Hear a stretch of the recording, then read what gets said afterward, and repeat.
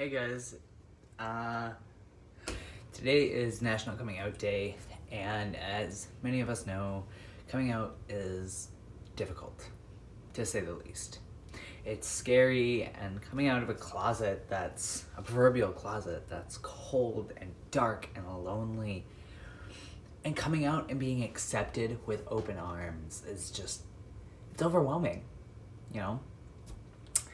I came out 5.5 years ago, and my life has changed. Good, bad, ugly, whatever.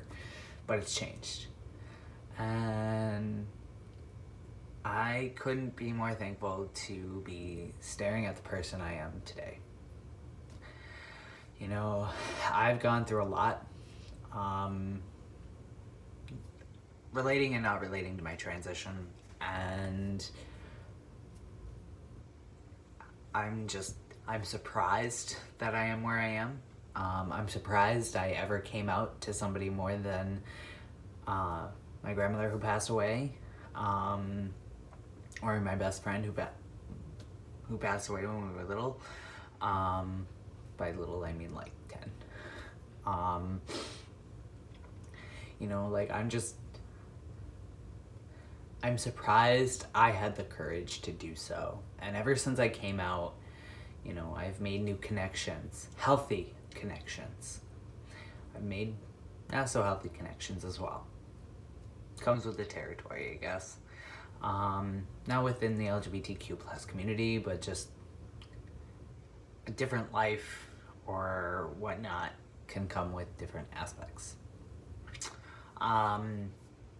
I never thought I would be able to grow a beard, and well, here we are. I never thought I'd have tattoos or have any muscle or like anything. I never thought that my voice would ever be able to be this deep. I never thought that I could be who I was. And here I am, living my authenticity. And I couldn't be more thankful. Some days are harder than others because dysphoria fucking sucks. Okay, not gonna sugarcoat that. Dysphoria sucks.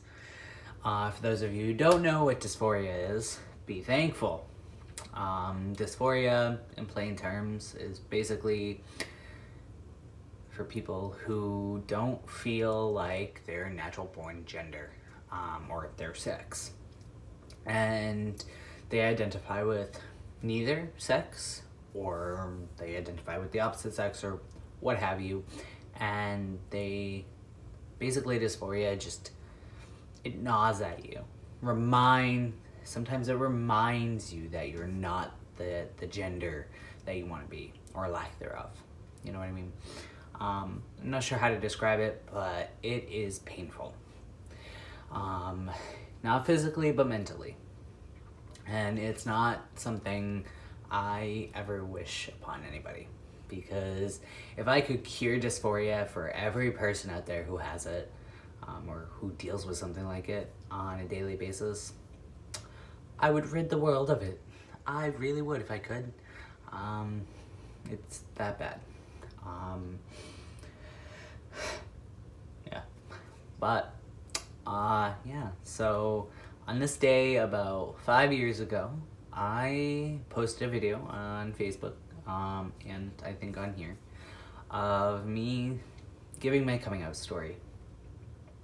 A long version of me giving my coming out story. So, in honor of that, 5.5 years later, I'm gonna give the same story, but shortened, with a cat at my foot. I came out on February 2nd, which is Groundhog's Day. I came out on February 2nd, 2015. I was just tired of hiding. I was tired of hiding who I was to my family, to my mom, to my friends.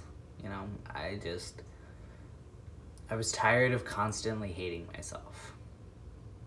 I still constantly hate myself, but it's less so now than it was then. If that's not hard to believe. And so I finally said, enough's enough, and I created a Facebook post that had basically me saying, hey, everybody, just say no, I'm trans.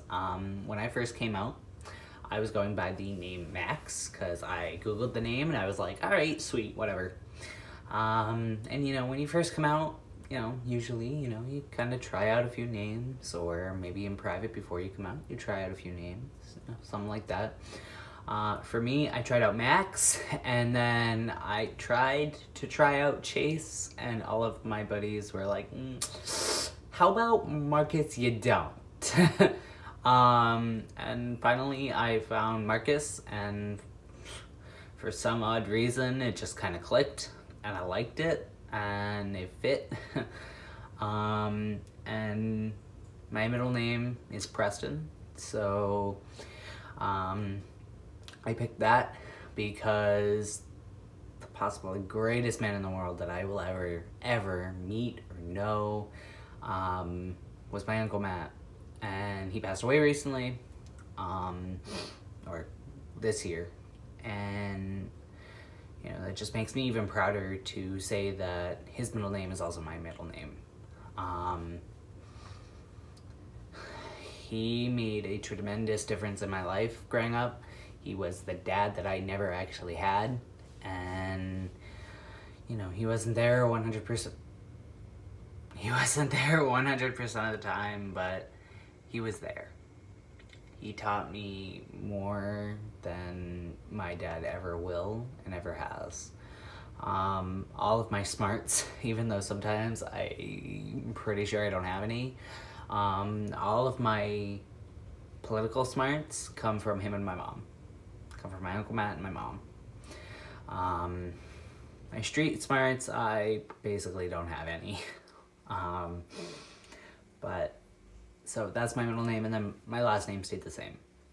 I changed my name on November 1st of 2016. Also, I went to the gender clinic 4 or 5 years ago today. The Portland Gender Clinic in Maine. It sucked. And then in January, I went to the endocrinologist with the gender clinic, and they were going to start me on hormone blockers, but they didn't.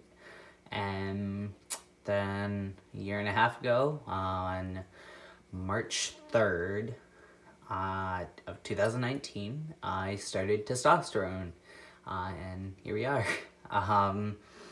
Moved to Florida, so I moved 1,300 miles away from where it all started, from everybody I know, all of that, and, as a person of the LGBTQ plus community, it's so much easier for me to be living down here than it ever was in Maine, because nobody knows, other than the family that I have, no one actually really, they didn't know me when I was little, when I was a girl.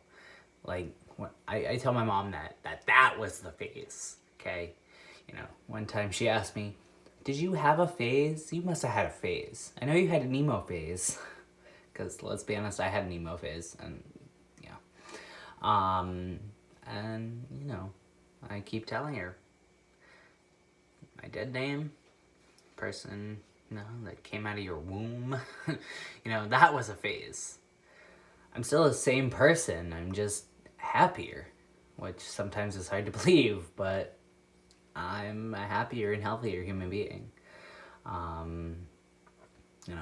So, but when I came out on Facebook, because that's how I came out to my mom and my grandmother and all my friends and all my family from, all over, I just told them on Facebook. I didn't really message them individually. I messaged, my close group of friends at that time, including my best friend Ollie. And,